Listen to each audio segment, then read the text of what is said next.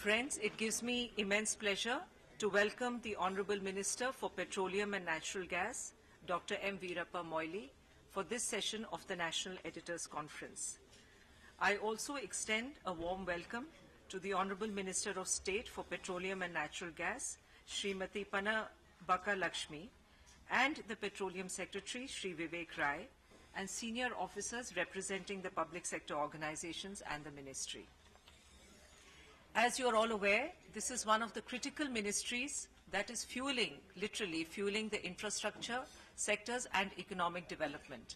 There have been a lot of initiatives in this ministry and a lot of decisions also taken which touch the daily lives of people.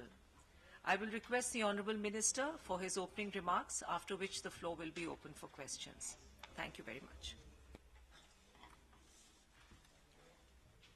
Good morning to all of you. We are all highly grateful to you particularly because you have chosen to come here all the way. You have chosen to come all the way from various parts of the country to participate in this national meet. In fact, I was told that it was supposed to be held in Bangalore. Till the last minute that was on, and I would have, of course, it was my home state. I would have definitely personally entertained you, but that opportunity has been deprived because of certain, of course, the declaration of election to Karnataka Assembly. Here I must specially thank the PIB, particularly our dynamic leader, Mrs. Neelam Kapoor, for providing this platform. You know, to my right, you have been already introduced, Mrs. Panabaka Lakshmi, who is the Minister of State Petroleum and also Textile.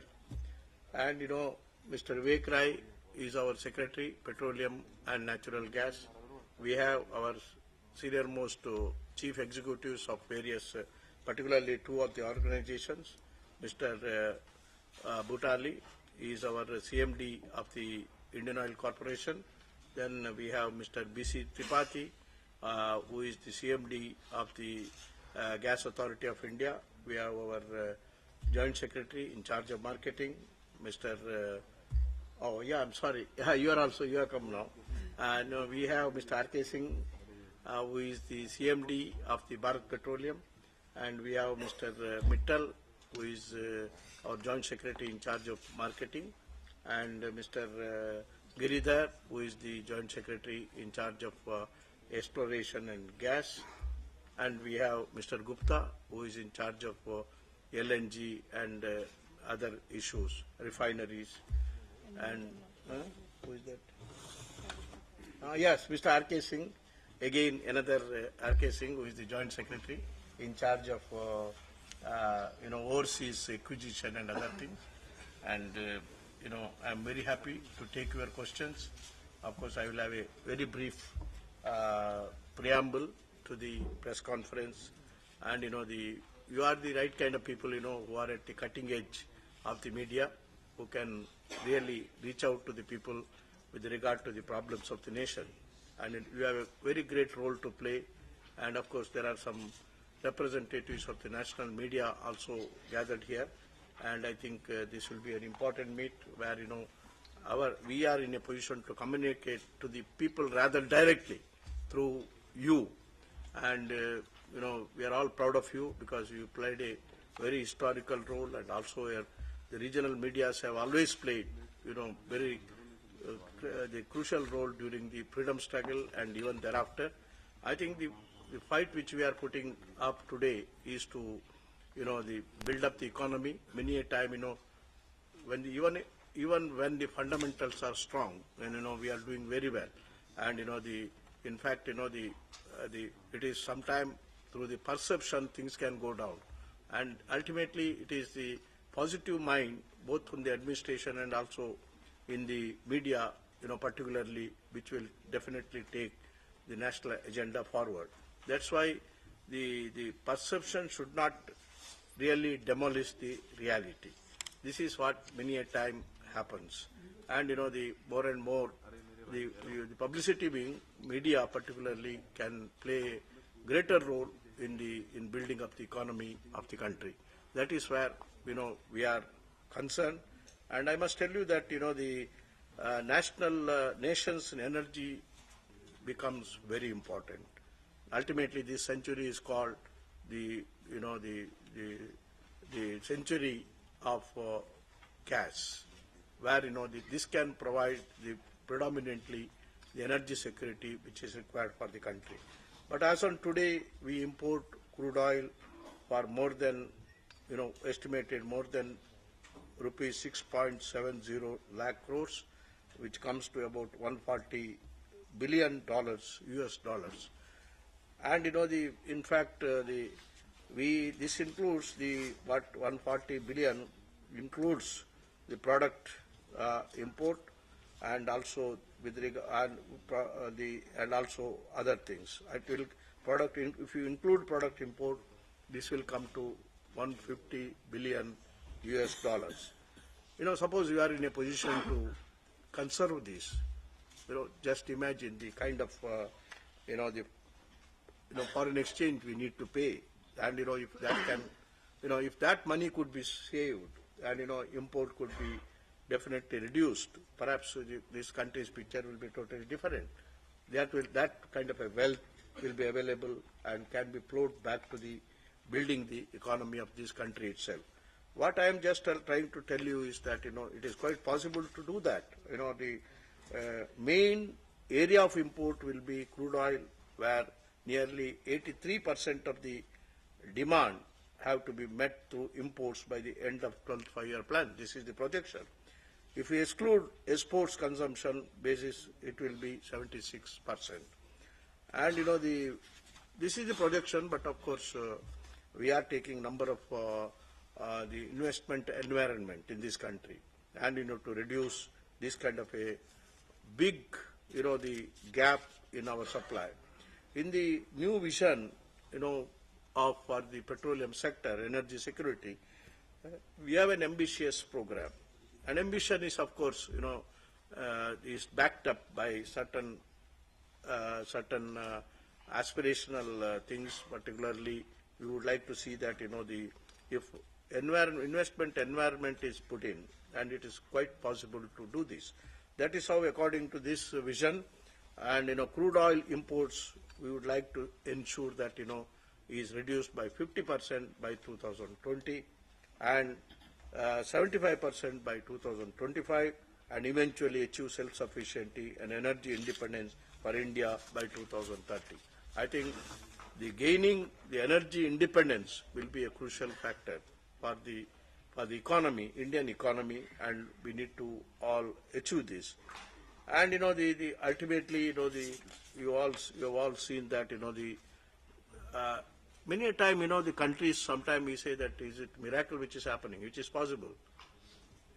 When I set the target, I set the target with regard to world practices. For example, US, by new revolutionary decisions on the shale gas, for I think in the last 6 years, that is from 2005 to 2011, I think about 30 to 35% they augmented their supply of gas.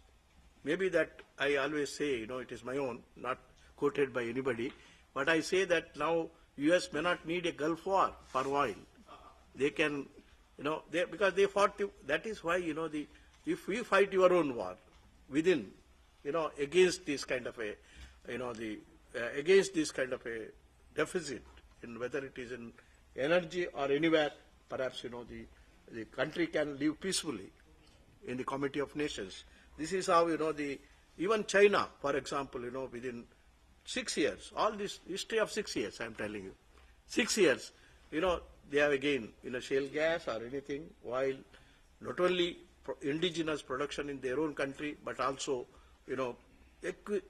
aggressive acquisition of the foreign assets. Everywhere, wherever we go, sometime they will be there. Suppose we go, suppose they go, we will be there. And this is how, the race continues, and we need to do that. That's why we have been telling all our organizations that we should go for aggressive acquisition, all over the world, which I will give you some more details little later.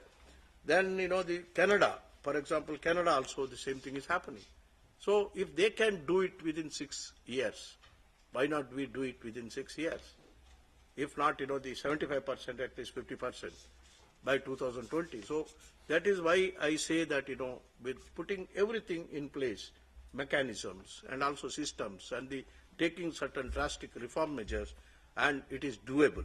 This is what I would like to, and it is achievable. So far only 73 billion barrels of oil and oil equivalent gas could be established through exploration, out of 205 billion barrels of prognosticated hydrogen resources, which was estimated. And thus about 133 billion barrels of prognosticated resources remain to be unlocked. We need to do that. If you unlock it, it is quite possible to do that. And through our exploration, and and by speedy implementation of the new exploration programs, this can be, in fact, many a time processes could be cut short. If it is on land blocks, this can be done by 24 months. Offshore, the timeline of 4 years is required, but will not be involved in the micromanagement. Government would like to see that, this is what we have discussed and deliberated. Government will not be involved in micromanagement. We should not do that. That should not be any speedy disposal of existing, the contractual issues through empowered committee. We would like to see that, so that, we can reduce the period. Processes can be reduced. And, we have also, in fact, if we give awards, exploration is given 7 years of time. This is the present procedure. And, the discovery is made, after the award is given within 3 years, and times for appropriate procedures and also to be taken by 2 years for development plan, 48 months to get. This is the period now normally taken. We would like to see that these processes are cut short. We have also appointed a committee under the chairmanship of Dr. Vigyan Bhavan to prepare a roadmap for enhancing the domestic production of oil and gas and sustainable reduction in import dependency by 2030. And the committee, in addition to the above, will also examine institutional mechanism for appraisal of the Indian sedimentary basins to the extent of 75% by 2015 and 100% by 2025.